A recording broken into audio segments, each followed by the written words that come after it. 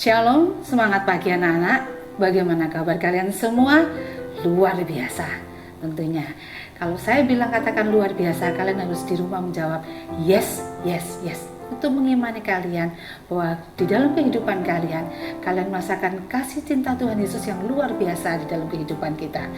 Selama kurang lebih 30 menit ke depan, kita akan belajar tentang pendidikan agama Kristen dan budi pekerti. Tetapi sebelumnya saya akan memperkenalkan diri saya terlebih dahulu. Perkenalkan, nama saya adalah Jacqueline Louise Martinus.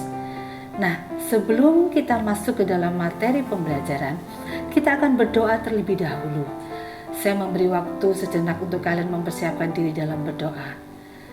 Sebab sejak dari sekarang kita harus belajar serius dalam berdoa, memiliki sikap doa yang benar. Kita harus belajar menghormati Allah kita. Jangan ketika kita mau berdoa kita masih pegang HP atau masih ilir mudik di rumah. Oke, sudah siap? Kita akan berdoa. Ibu akan memimpin, tutup mata, lipat tangan. Bapa di dalam surga, segala puji, hormat, syukur, kemuliaan, kebesaran kami naikkan di hadapan Engkau Tuhan. Hari ini Tuhan kami akan belajar tentang baptisan air. Berikan kepada kami hikmat akal budi dari surga, supaya kami lebih mengerti apa yang Engkau kehendaki dalam kehidupan kami. Tuhan, pimpin pembelajaran ini dari awal hingga akhirnya. Biar Engkau sendiri yang berbicara Tuhan. Di dalam nama Tuhan Yesus Kristus kami sudah berdoa dan kami beraskan doa sembahyang kami. Haleluya, terima kasih. Amin. Oke, sebelumnya saya akan memberikan penjelasan terlebih dahulu.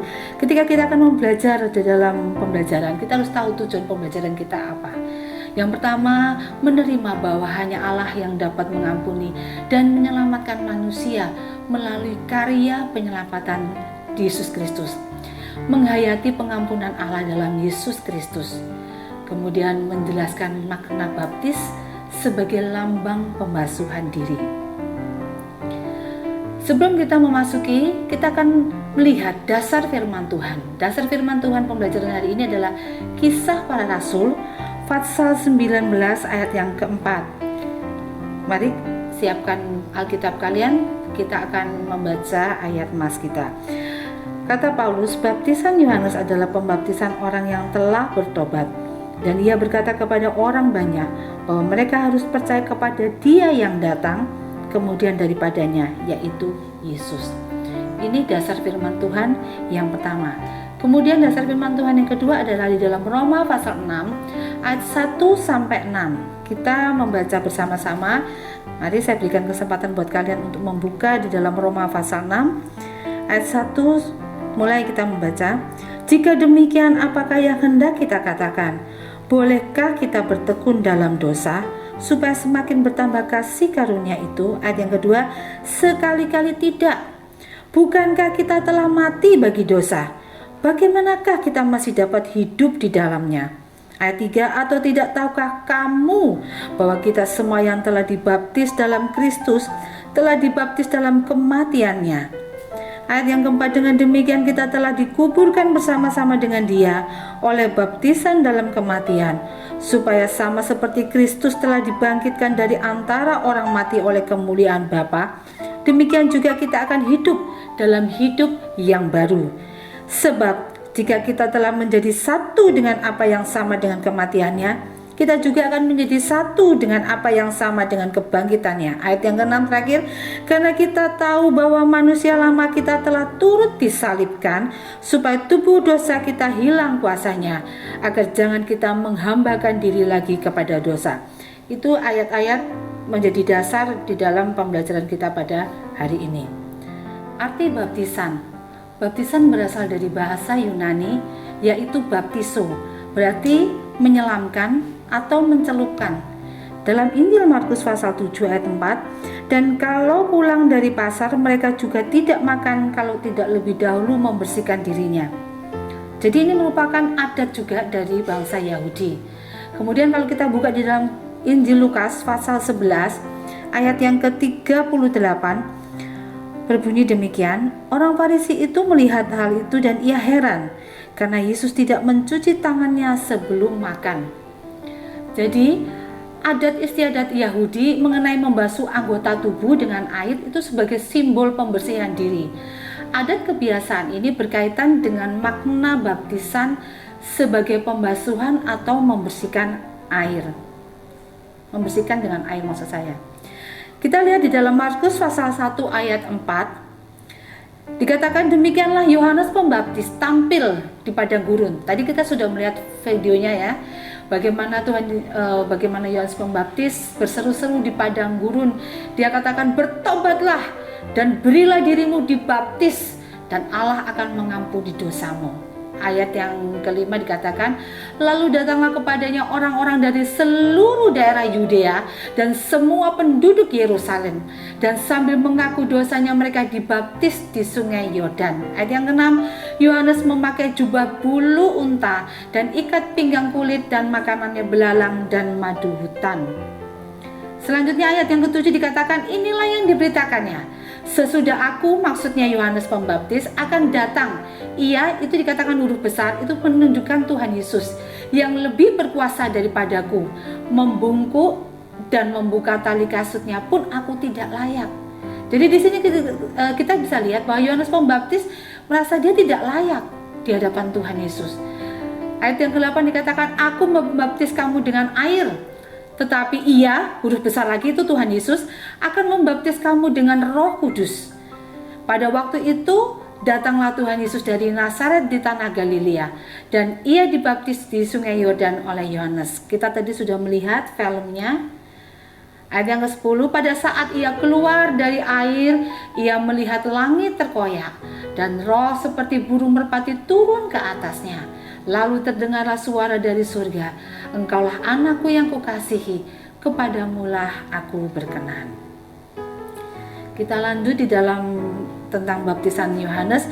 Baptisan Yohanes adalah baptisan pertobatan yang dilakukan di sungai Yordan. Sebenarnya orang Yahudi yang hidup jauh sebelumnya, yaitu sebelum zaman Yohanes Pembaptis, sudah mengenal adanya baptisan, yaitu melalui adat pembasuhan seperti yang dilakukan oleh Nabi Elisa terhadap Naaman. Kita tahu bagaimana Naaman yang sakit kusta, dia masuk ke dalam Yordan, sungai Yordan, untuk supaya dia bisa tahir, sembuh dari sakit kustanya. Nah, kalau kita lihat di gambar di samping, itu adat mereka sebelum mereka memasuki ibadah, mereka harus membasuh tangannya, membersihkan diri, seperti itu. Adat pembasuhan perjanjian lama lebih mempunyai arti sebagai penyucian diri, sedangkan baptisan Yohanes bersifat eskatologis, menuju kepada Kristus yang akan membaptiskan dengan Roh Kudus dalam Markus pasal 1 ayat 4-8. Baptisan Yohanes sekalipun bermakna penyucian diri dari dosa ataupun pembasuhan, namun sifatnya melambangkan pertobatan dan pengharapan akan kebangkitan Kristus.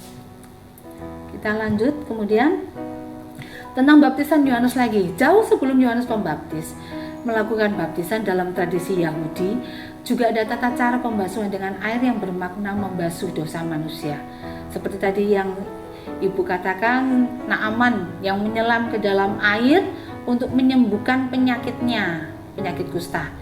Kalau kita lihat Injil Markus pasal 1 ayat 4-11, itu menunjukkan bahwa baptisan Yohanes adalah kelanjutan penerus dari adat pembasuhan perjanjian lama.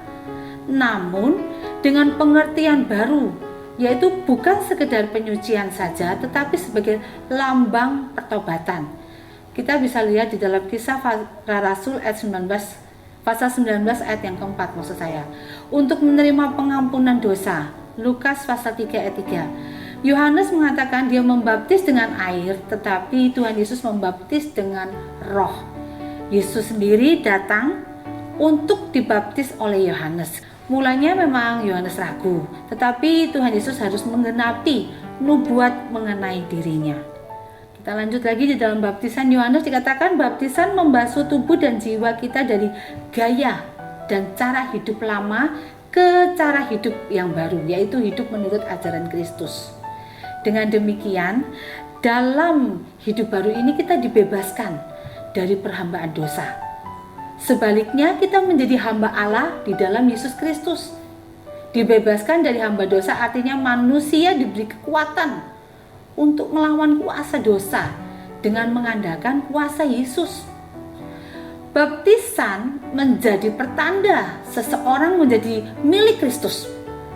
Kita mati bersama Kristus dan kita bangkit bersama Dia. Melalui baptisan, kehidupan lama yang penuh dosa dikuburkan, dibuang jauh-jauh, dan kita bangkit dalam hidup yang baru. Jika demikian, apakah baptisan merupakan jaminan keselamatan bagi orang Kristen? Keselamatan itu diperoleh hanya karena kasih anugerah Allah di dalam Yesus Kristus. Kemudian kita lanjut, kita dibaptis karena kita telah diselamatkan oleh Allah di dalam Yesus Kristus. Jadi tindakan Allah mendahului tindakan manusia. Jadi Allah yang mengambil inisiatif. Semua yang kita lakukan merupakan wujud jawaban kita terhadap kasih karunia Allah di dalam Yesus Kristus. Semua manusia itu berdosa, tidak ada yang tidak berdosa. Karenanya semua manusia membutuhkan pengampunan. Pembaptisan hanyalah merupakan awal dari suatu proses sepanjang hidup kita sebagai anak-anak terang. Berdoa dan membaca Alkitab itu merupakan bagian dari proses itu. Hidup sebagai anak-anak terang artinya berpikir, berkata-kata, dan bertindak sesuai dengan terang firman Tuhan atau ajaran Yesus. Ada beberapa baptisan yang kita lihat, ini baptisan anak-anak. Gereja mengakui dan melaksanakan baptisan anak dari usia bayi dan baptisan dewasa. Akan tetapi ada juga beberapa gereja yang hanya mengakui baptisan orang dewasa. Dalam Injil Lukas pasal 18 ayat 16a, Matius 19 ayat 14a, dan Markus 10 ayat 14a, Tuhan Yesus memarahi murid-muridnya yang ingin menghalang-halangi anak-anak datang kepadanya. Dia mengatakan, biarkanlah anak-anak itu datang kepadaku, jangan menghalang-halangi mereka. Yesus memberkati anak-anak, maka baptisan anak-anak memiliki dasar dalam Alkitab bahwa Yesus sendiri menyambut anak-anak dan memberkati mereka.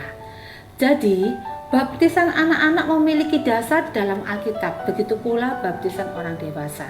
Itu dalam Injil Matius pasal 28 ayat 19 sampai dengan 20. Kita lihat di sini gambar ketika Tuhan Yesus naik ke surga. Apa pesan Tuhan Yesus amanat agung? Baptisan ada di dalam amanat agung. Dia merupakan perintah dari Tuhan Yesus. Dalam Injil Matius pasal 28 ayat 19 sampai 20 dikatakan Yesus minta murid-muridnya untuk pergi ke seluruh penjuru bumi, kabarkan Injil Kerajaan Allah, dan baptis orang-orang percaya dalam nama Bapa, Anak, dan Roh Kudus. Yesus menginginkan agar keselamatan diperluas, mencakup seluruh bangsa. Keselamatan yang pada mulanya hanya dipahami oleh milik bangsa Israel sebagai umat pilihan Allah kini diperluas. Yesus menjadi milik semua bangsa. Kita ingat lagunya, Yesus cinta segala bangsa di dunia. Nah, contohnya seperti itu. Setiap orang dari berbagai bangsa yang percaya kepadanya menjadi murid Tuhan Yesus. Tandanya adalah melalui baptisan. Dan mereka pun menerima anugerah keselamatan. Jadi unsur percaya amat penting di dalam baptisan, yaitu hanya orang yang percaya kepada Kristus dan orang yang bertobat yang akan menerima baptisan kudus. Baptis percik atau selam. Sejak beberapa waktu yang lalu banyak terjadi perdebatan mengenai cara baptisan mana yang lebih alkitabiah. Namun Alkitab tidak memberikan penekanan pada cara baptis tertentu. Alkitab lebih memberikan penekanan pada makna baptisan. Setiap gereja melakukan cara baptisan menurut tradisi dan aturan gereja masing-masing. Yang terpenting bukan cara seseorang dibaptis, melainkan makna baptisan itu sendiri. Dilahirkan kembali, itu pertobatan yang sejati, lahir baru. Dilahirkan kembali atau sering disebut dengan lahir baru bukan kelahiran secara jasmani seperti yang dimaksudkan oleh Nikodemus, yaitu seorang masuk kembali ke dalam rahim ibunya. Kita bisa baca di dalam Yohanes pasal 3 ayat 4, tetapi saya tidak membaca ini ayat. Dilahirkan kembali yang dimaksudkan oleh Tuhan Yesus adalah kelahiran yang harus dialami seseorang agar ia bisa masuk ke dalam kerajaan Allah. Kelahiran ini adalah kelahiran secara rohani, bukan kelahiran secara jasmani. Kelahiran secara rohani seringkali juga disebut sebagai pertobatan, yang artinya berpaling kepada Allah. Orang yang dilahirkan kembali dibebaskan dari kuasa dosa dan ikatan kuasa kegelapan. Maka ia menjadi ciptaan yang baru, manusia rohani yang disebut sebagai anak Allah. 2 Korintus pasal 5 ayat 17 dan 1 Timotius pasal 6 ayat 11. Jadi, untuk dapat masuk ke dalam kerajaan Allah, manusia harus dilahirkan 2 kali, secara jasmani dan secara rohani. Itulah sebabnya mengapa Tuhan Yesus mengatakan kita harus dilahirkan kembali. Kita masuk ke dalam rangkuman. Baptisan merupakan salah satu sakramen dalam gereja Protestan yang mengakui dua sakramen, yaitu yang pertama sakramen perjamuan kudus dan baptisan kudus. Baptisan kudus merupakan tanda seseorang menjadi bagian dari persekutuan orang percaya yang telah bertobat dan bersedia hidup baru dalam anugerah Yesus Kristus. Semua orang yang telah dibaptis dalam nama Bapa, Putra, dan Roh Kudus adalah orang-orang yang telah menjadi bagian atau anggota dari persekutuan orang percaya. Jika seseorang dibaptis pada masa kanak-kanak, dia dibaptis berdasarkan pengakuan dan iman dari orang tuanya. Tugas, kita masuk dalam tugas penugasan ya. Di situ dikatakan kita mencari berbagai sumber pemahaman tentang dosa dan pertobatan serta hal-hal yang berkaitan dengannya. Jadi kalian mencatat, mencari sumber-sumbernya, bagaimana kemudian kalian jelaskan. Yang kedua, baca bagian Alkitab dari kitab 2 Raja-Raja pasal 5 ayat 1 sampai 14. Kitab ini bercerita mengenai Naaman yang disembuhkan dari penyakitnya karena diminta Nabi Elisa untuk mandi 7 kali di Sungai Yordan dan dia pun sembuh. Apakah makna baptisan menurut bacaan Alkitab yang kamu baca dalam 2 Raja-Raja tadi? Yang ketiga, tadi kita sudah membaca di dalam Injil Markus pasal 1 ayat 4 sampai 8. Apakah perbedaan antara baptisan dalam Markus pasal 1 ayat 4 sampai 8 dan 2 Raja-Raja tadi yang pasal 5 ayat 1 sampai 14? Kalian jelaskan. Kemudian yang keempat, adakah unsur penting yang tidak boleh dilupakan dalam baptisan, yaitu mengenai percaya? Yang kelima, carilah dari berbagai sumber yang benar. Bisa ditanyakan kepada guru sekolah minggu kalian mungkin, atau pengerja gereja atau orang tua kalian, hasil temuan dari berbagai bacaan mengenai arti baptisan, kemudian tujuan baptisan dan persyaratan orang menerima baptisan. Sekian dari saya penjelasan tentang baptisan air. Mungkin dari kalian bisa lebih lagi mempelajari hal ini. Sebelum saya menyelesaikan materi ini, mari kita akan berdoa untuk menutup pembelajaran pada hari ini. Berdoa dimulai. Terima kasih Bapa dalam surga, puji syukur kami naikkan di hadapan Engkau.